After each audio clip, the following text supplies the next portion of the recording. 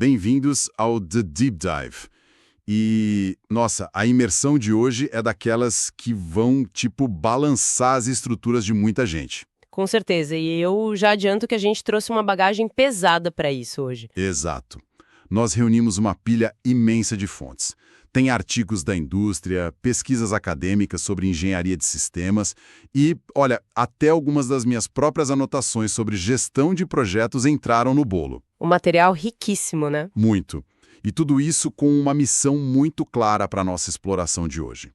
A gente quer desconstruir uma das maiores e talvez mais perigosas ilusões do mundo corporativo moderno. Que é aquela velha fantasia de que um planejamento perfeito leva a uma execução impecável. Isso, a execução sem falhas no desenvolvimento de software. Porque, sabe, normalmente, quando se fala em tecnologia, existe uma expectativa coletiva de precisão milimétrica. É quase um reflexo condicionado. As pessoas olham para o software como se fosse um projeto de engenharia civil tradicional, né? Exatamente. Como se alguém fizesse a planta detalhada de uma ponte, a equipe técnica compra os materiais exatos, constrói a estrutura de concreto e, no final, os carros simplesmente passam por cima. E tudo funciona perfeitamente desde o dia 1. Pois é, o diagrama da expectativa que a gente encontrou nessas fontes é perfeitamente limpo.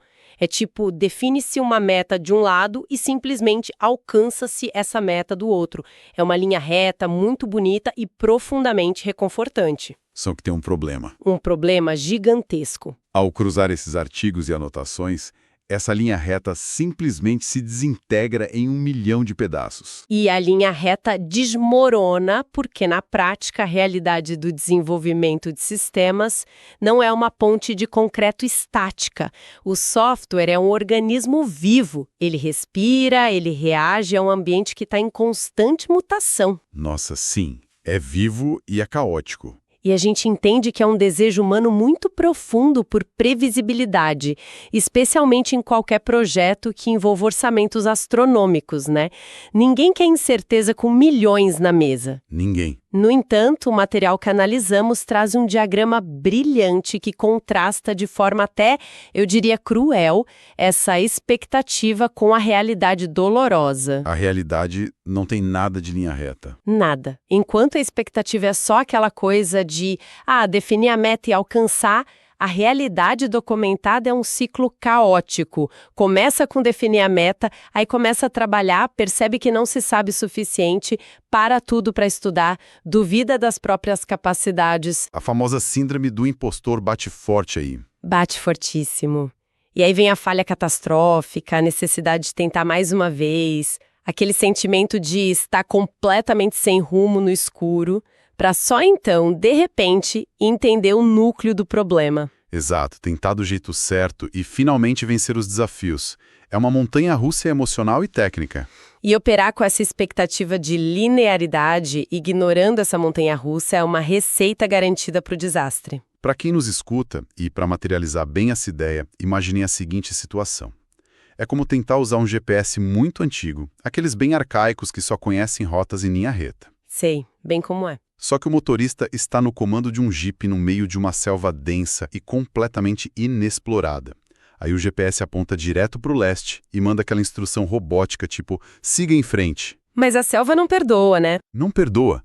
A 2 metros dali tem um rio com forte correnteza, depois uma parede impenetrável de cipós e logo adiante tem um desfiladeiro absurdo.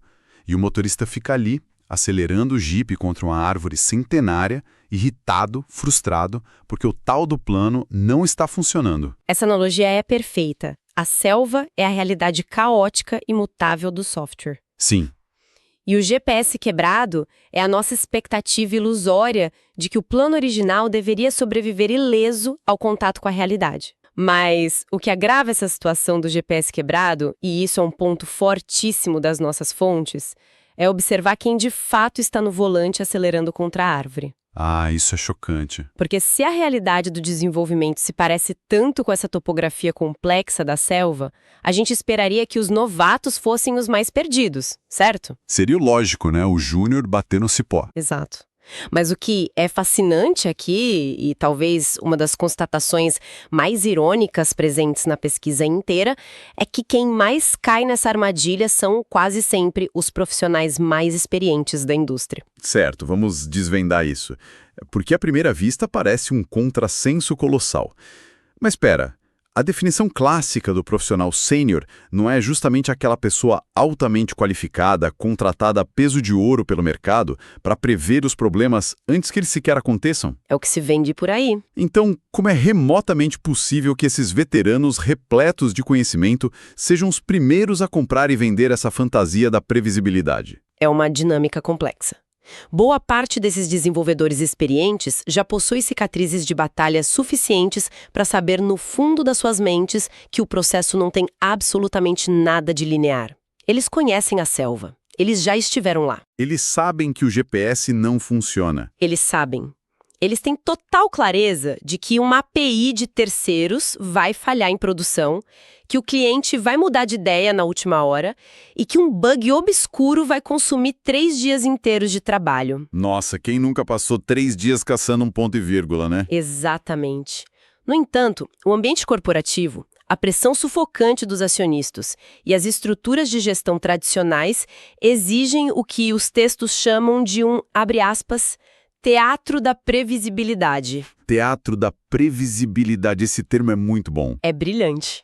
O profissional experiente entra em uma sala de reuniões com a diretoria financeira e, muitas vezes, acaba cedendo a essa pressão sistêmica, apresenta-se ali um gráfico de Gantt perfeitamente sequenciado. Ah, o famoso Gantt, onde tudo se encaixa como mágica. Planeja-se como se cada variável, por mais caótica que seja, estivesse sob controle absoluto. Isso é um peso psicológico enorme se a gente parar para pensar.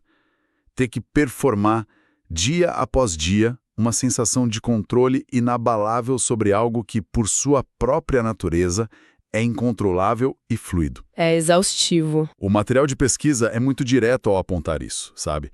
Não estamos falando de um erro técnico na hora de digitar o código ou escolher o banco de dados.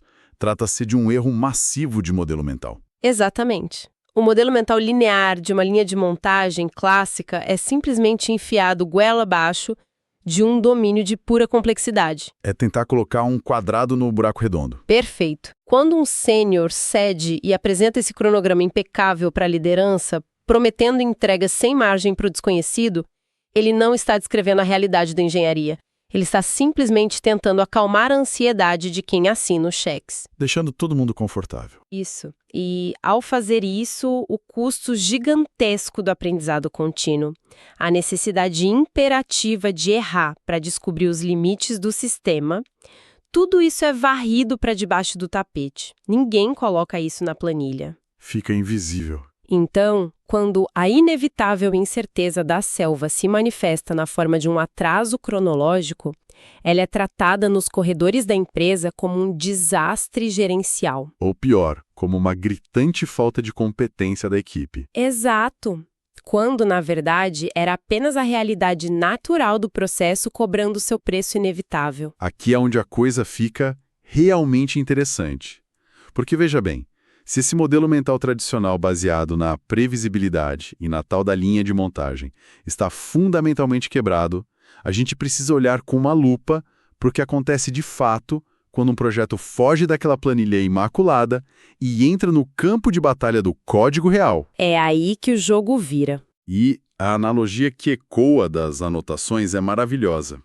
É dito que desenvolver sistemas complexos é como tentar montar um quebra-cabeças gigantesco no escuro absoluto. E com um detalhe aterrorizante, as peças estão literalmente mudando de formato, de cor e de textura enquanto ainda estão sendo tateadas nas nossas mãos. E, para piorar a situação do quebra-cabeças, ninguém tem a imagem da tampa da caixa para usar como referência, né? Ninguém sabe ao certo o que está montando no começo. Nossa, é o pesadelo de qualquer gerente de projeto. Nesse cenário de escuridão e mutação, os projetos reais iniciam com um nível de entendimento que mal arranha a superfície do verdadeiro problema. As equipes reúnem os requisitos que conseguem, montam suas melhores hipóteses iniciais e começam a trabalhar duro. Eles dão o primeiro passo na selva. Exato. Contudo, essas hipóteses iniciais estão quase por regra de mercado parcial ou até totalmente erradas. É batata, sempre tem algo errado no scoop inicial. E assim que o código entra em contato com o mundo real, ou pior, com os usuários finais, o sistema quebra. Ele quebra em pontos estruturais que simplesmente ninguém, nem o profissional mais sênior da sala conseguiu prever. E a tese central das nossas fontes, a grande quebra de paradigma dessa imersão, é entender que essas quebras exigem uma reinterpretação completa do desafio. Ou seja, não é o fim do mundo. Não, isso não representa uma falha de execução. Isso é a própria essência do processo, o processo de descobrir o formato das peças. Mas isso exige uma mudança radical de perspectiva, concorda? O caos constante que as equipes enfrentam não é um defeito inconveniente que precisamos erradicar. O caos é a própria matéria-prima da qual o trabalho é feito. É exatamente assim que deve ser encarado. Em sistemas de alta complexidade, a solução final não é algo que aguarda passivamente, sabe? Para ser descoberta em uma sala de reuniões chique antes do trabalho começar de verdade. A solução é ativamente forjada e descoberta durante a execução do trabalho. É sujando as manos que se entende o problema. O ato pragmático de escrever o código, testá-lo e ver como ele falha miseravelmente é em si mesmo o método primário para extrair conhecimento de um ambiente envolto em neblina. Trata-se de uma expedição puramente investigativa. Uma exploração. Portanto, a insistência obstinada em prever e documentar cada passo, cada vírgula, antes de dar o primeiro passo na selva, não apenas é inútil, como age como uma barreira violenta. É uma barreira que impede a equipe de realizar as descobertas cruciais que somente a fricção com o problema real pode proporcionar. Mas vamos pensar um pouco nas ramificações práticas disso. Porque se a solução real só é descoberta enquanto a equipe tateia essas peças mutantes no escuro, como é possível construir qualquer tipo de fundação sólida?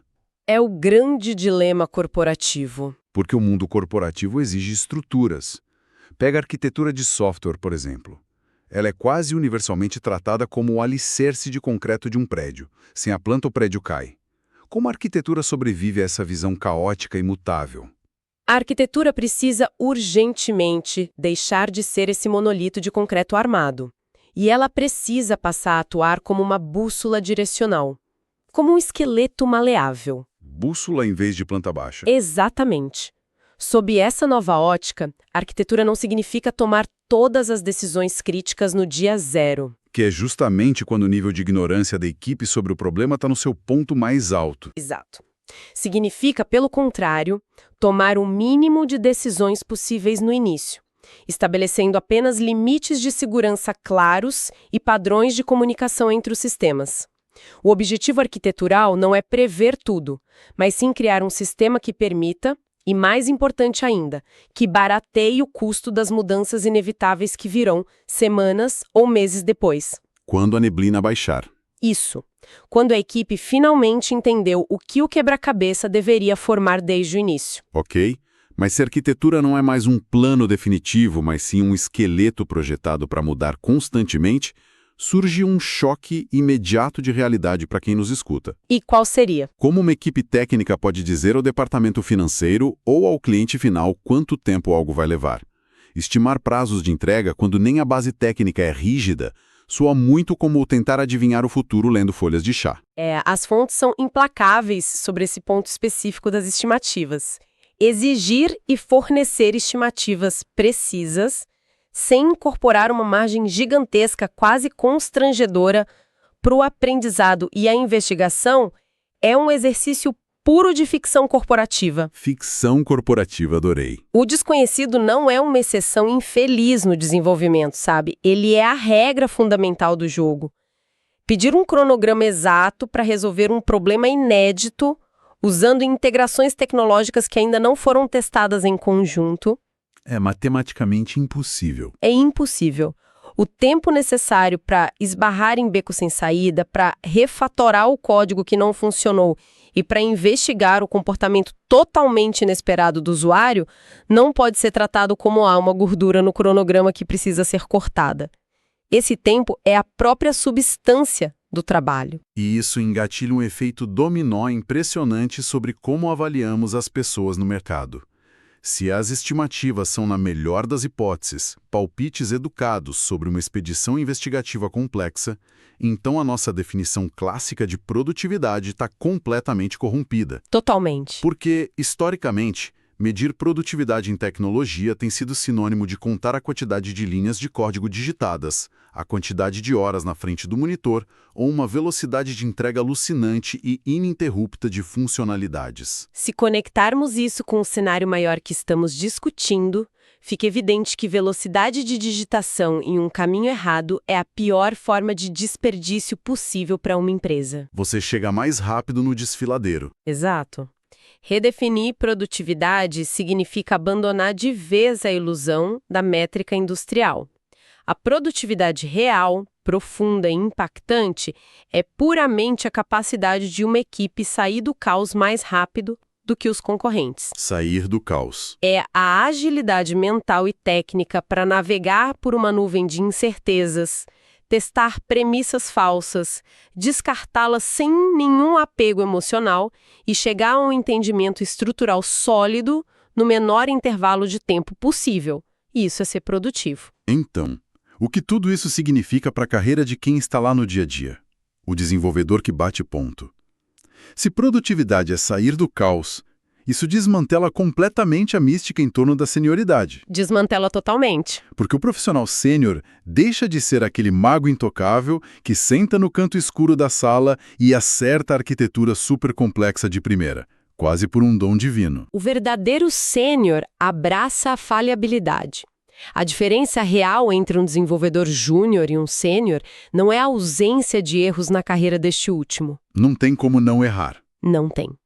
O sênior é o indivíduo que tem absoluta clareza de que vai invariavelmente cometer erros na formulação inicial do projeto. Mas ele desenvolveu metodologias rigorosas para errar o mais rápido possível em um ambiente meticulosamente isolado, onde o custo da falha é quase nulo para a empresa. Ele erra num ambiente controlado, enquanto o novato talvez derrube o banco de dados de produção. É bem por aí. E ao errar, esse profissional experiente tem a destreza técnica de corrigir a rota, ajustar a arquitetura maleável e documentar o aprendizado com uma eficiência notável. A senioridade transmuta-se daquela arte ilusória da clarividência para a ciência prática e crua da adaptação ágil sob pressão. Essa conclusão revela um abismo no mercado de trabalho atual. Significa que uma parcela assustadora das empresas globais está gerindo sucesso e distribuindo bônus de final de ano de forma completamente invertida. Invertida e perigosa. Elas constroem culturas organizacionais que, na prática, premiam com promoções aqueles indivíduos que conseguem camuflar melhor os seus erros sobre métricas de vaidade e, ao mesmo tempo, penalizam com avaliações de desempenho ruins exatamente os exploradores. Os verdadeiros produtivos. Exato. Aqueles que estão na linha de frente, sujando as mãos na incerteza e expondo as falhas estruturais precocemente para que a empresa possa aprender antes que o produto vá ao ar. O resultado natural disso tudo é a criação de ambientes paralisados pelo medo. Ninguém quer se arriscar. E é aqui que os pesquisadores das nossas fontes identificam o maior e mais nocivo ponto cego institucional. O ponto cego. Quando se utiliza o ferramental gerencial de uma fábrica de parafusos, onde a variação e o erro são sinônimos de prejuízo puro, para governar um processo de exploração criativa e intelectual complexa, asfixia-se a inovação na raiz. Corta o mal ou o bem pela raiz. Esse ponto cego sistêmico impede que departamentos inteiros de tecnologia abandonem a esteira de produção imaginária e passem a operar como verdadeiros laboratórios de descoberta. E o combustível que alimenta esse ponto cego, pelo que eu entendi cruzando essas anotações, é a nossa relação histórica punitiva e profundamente tóxica com o próprio conceito de errar. A gente odeia o erro. Nós passamos décadas construindo processos exaustivos com um único objetivo fanático: eliminar o erro de todas as fases da criação. A tentativa corporativa é sempre criar processos à prova de falhas, num mundo onde a falha é, paradoxalmente, o único mecanismo de avanço. É por isso que é urgente, urgentíssimo promover uma ressignificação total do erro. Dentro de um modelo linear e fabril, o erro é categorizado como ruído indesejado, Um defeito na máquina. como uma sujeira no mecanismo que ameaça a integridade da linha de produção e que deve ser exterminada a qualquer custo financeiro e humano. Contudo, em uma expedição científica ou no desenvolvimento de um sistema inédito, o erro transcende o conceito de ruído. Ele passa a ser outra coisa. O erro é o sinal mais nítido e valioso de que a equipe cruzou a fronteira do que já era conhecido e está operando nos limites da inovação. Nossa, isso é forte. A ausência total de falhas em um ciclo de desenvolvimento não é motivo de celebração corporativa com champanhe, festa. É um sintoma alarmante. Significa inequivocamente que não há ambição, que não há exploração de novos horizontes e que a equipe está operando apenas na segurança de fórmulas do passado. O que nos dias de hoje é um atalho muito rápido para a obsolescência de mercado. É assinar a sentença de morte da empresa aos poucos.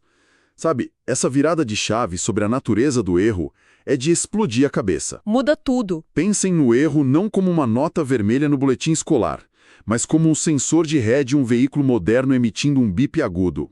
Aquele som estridente não é um ataque pessoal indicando que o motorista é incompetente e não sabe dirigir. De forma alguma. E certamente não acende nenhuma luz no painel dizendo que o motor do carro fundiu. Aquele bip constante e progressivo é, na verdade, o sistema fornecendo um dado inestimável, em tempo real, sobre as exatas coordenadas geográficas da parede de concreto que está logo atrás do para-choque. É pura informação vital. E se alguém decide que aquele bip é apenas um ruído chato tirando a paz da viagem e opta por desconectar os fios do sensor para manobrar no silêncio, Aí o desastre é iminente. a física é implacável. O choque vai acontecer e o para-choque será estilhaçado contra a parede. O impacto na parede é certo quando se silencia o sensor. Transpondo para a realidade do software, abafar o erro ou puni-lo severamente significa construir, no escuro, uma arquitetura majestosa que absolutamente nenhum usuário vai tolerar utilizar. Um castelo de cartas inútil. Porque o feedback da realidade foi ignorado em nome do cumprimento cego de um cronograma feito meses atrás. O desenvolvimento deve ser tratado, financiado e protegido pela alta gestão como uma jornada contínua de exploração de terrenos desconhecidos, onde cada bip do sensor ajuda a pavimentar o caminho seguro. Bom, chegamos então ao momento definitivo da nossa exploração de hoje. O campo de batalha da prática. Porque a teoria é libertadora, é linda, mas a segunda-feira de manhã sempre chega, e chega carregada de e-mails, tickets e cobranças de clientes. A realidade bate à porta. Sabendo profundamente que o erro é o nosso radar e que estamos construindo uma expedição e não uma fábrica. Como pegar toda essa filosofia fascinante das nossas fontes e transformá-la em ação concreta? Como é que a gente muda a direção desse navio gigante? Essa é a pergunta de $1 milhão. Mas o material que analisamos fornece uma bússola tática bem clara. Eles dividem isso em 4 ações essenciais para injetar essa realidade na veia das operações do dia a dia. Vamos a elas então. A primeira diretriz é abraçar quase que fanaticamente os ciclos extremamente curtos de validação. A engenharia não pode passar 6 meses trancada num porão, desenvolvendo um épico de software baseado apenas em suposições. Porque depois de 6 meses a realidade já mudou, né? Exato! É preciso construir uma fração minúscula e imperfeita do sistema e jogá-la contra o mundo real em questão de semanas ou até dias, para ouvir com atenção se o sensor de ré apita ou não. Ok, mas vamos ser incrivelmente realistas aqui. Isso esbarra diretamente na segunda ação sugerida, que é reduzir o escopo inicial ao mínimo funcional imaginável. O famoso MVP. Sim. Mas na prática corporativa, quem é que tem a força política para definir esse tal de mínimo? Porque o cliente ou o diretor comercial, eles sempre chegam com uma lista de 50 funcionalidades, afirmando veementemente que tudo é prioridade crítica para ontem. Tudo é urgente. Clássico. Como a equipe técnica força essa redução de escopo sem receber o rótulo de preguiçosa ou pouco engajada com o negócio? Mas, na prática, como se vende essa ideia? Essa é uma negociação que transcende o código. É importante entender que é uma negociação de gestão de risco financeiro. A equipe técnica precisa argumentar com números que lançar 50 funcionalidades de uma só vez impossibilita descobrir qual delas realmente trouxe lucro e qual delas quebrou o banco de dados. Fica impossível isolar a causa e o efeito. Exato. Quanto menor for a quantidade de variáveis em jogo na primeira investida, mais limpo e isolado será o BIP do erro. E é aqui que entra a terceira tática vital para provar o ponto e convencer a diretoria. Qual seria? Instrumentar o sistema de forma obsessiva desde o momento zero. Não se trata de colocar um alerta simples para saber se o servidor está online ou não. Trata-se de capturar métricas de comportamento profundo do usuário real. A telemetria? Dados concretos. A telemetria substitui as brigas de ego e as suposições apaixonadas da sala de reunião por fatos matemáticos frios. O dado mostra lá que o cliente exigiu a funcionalidade X com extrema urgência, mas após 30 dias de lançamento, ninguém sequer clicou nela. Contra dados não é argumentos, né? A métrica encerra a discussão na hora. Perfeito. E há ainda o elefante na sala. A quarta tática que parece ir contra todo o instinto de um cronograma apertado. A necessidade absoluta de incluir no orçamento e no tempo o planejamento de revisões arquiteturais completas. E isso assusta muita gente. Freando aquela entrega insana de novas funcionalidades o tempo todo. Como é que isso funciona? É simples de entender, mas duro de aceitar. O código escrito no primeiro mês do projeto, sob o véu da ignorância inicial, invariavelmente parecerá ingênuo, frágil e muitas vezes completamente obsoleto no 6º mês. Porque a equipe aprendeu no meio do caminho. Simplesmente porque a equipe descobriu a real natureza do problema da selva nesse meio tempo. Então, o cronograma que não bloqueia tempo deliberado e intencional para pagar essas dívidas de conhecimento, permitindo a reescrita de módulos inteiros à luz dessa nova compreensão, esse projeto está fadado ao colapso estrutural. Ele vai ruir com o próprio peso. O problema que derruba empresas raramente é o fato de o caminho inicial ser caótico. O problema central, fatal e caríssimo é a insistência institucional em agir como se ele fosse ordenado. Aceitar o caos encerra a briga inútil contra a gravidade do processo. Mas é preciso ter uma linguagem muito específica para vender isso internamente, não acha? Como convencer o comitê de investimentos que precisamos parar a máquina de criar novidades para, essencialmente, ter tempo valioso para errar, aprender e refatorar algo que, na visão deles, já pagaram para ser feito antes? O segredo é que o argumento nunca, jamais pode ser focado no conforto técnico da equipe. A linguagem precisa ser estritamente financeira para quem assina o cheque. Tocar no bolso. Ignorar as correções de rota e tentar forçar a linha reta tem um custo absurdo no longo prazo. Uma equipe sob pressão entregará o software rapidamente, é verdade, mas ela entregará de forma muito eficiente a solução errada. O que não serve para nada. Construirão um passivo em vez de um ativo. Um sistema cheio de atalhos se torna tão engessado e quebradiço que no ano seguinte, adicionar um simples botão vai custar 10 vezes mais caro e ainda pode derrubar o serviço principal, gerando prejuízos milionários. Ou seja, o barato sai absurdamente caro. Investir em ciclos de aprendizado curto, em margem para falha e refatoração não é um luxo acadêmico de desenvolvedor que quer atrasar o projeto. É a única estratégia sustentável para mitigar o gigantesco risco financeiro de bancar um produto inútil ou insustentável no ar. O aprendizado prévio custa centavos para a empresa. O retrabalho cego de um sistema já em produção custa fortunas incalculáveis. Reduzir o risco financeiro e transformar a dívida técnica em ativo de mercado é música para os ouvidos de qualquer conselho diretor. Tem que saber vender a ideia. E bom, caminhando para a conclusão da nossa imersão profunda de hoje, podemos olhar pelo retrovisor dessa jornada intensa através das nossas anotações e pesquisas. Foi uma verdadeira exploração. Foi. A missão começou quebrando a ilusão tentadora da linha reta no planejamento. Depois nós entramos metaforicamente no escritório do profissional sênior e expusemos como a pressão do mercado cria um teatro insalubre de controle. O teatro da previsibilidade. Em seguida, descemos para a trincheira, para a selva, para ver que o caos não é exceção, mas sim a fornalha onde as soluções reais são ativamente descobertas. Tivemos que reescrever os conceitos de arquitetura direcional, estimativas honestas, produtividade baseada em sair do escuro e, por fim, resgatamos o erro do seu lugar de vilão, colocando-o no painel do Jeep como radar imprescindível para guiar o futuro. Um belo resumo. E sabe, isso tudo levanta uma questão importante.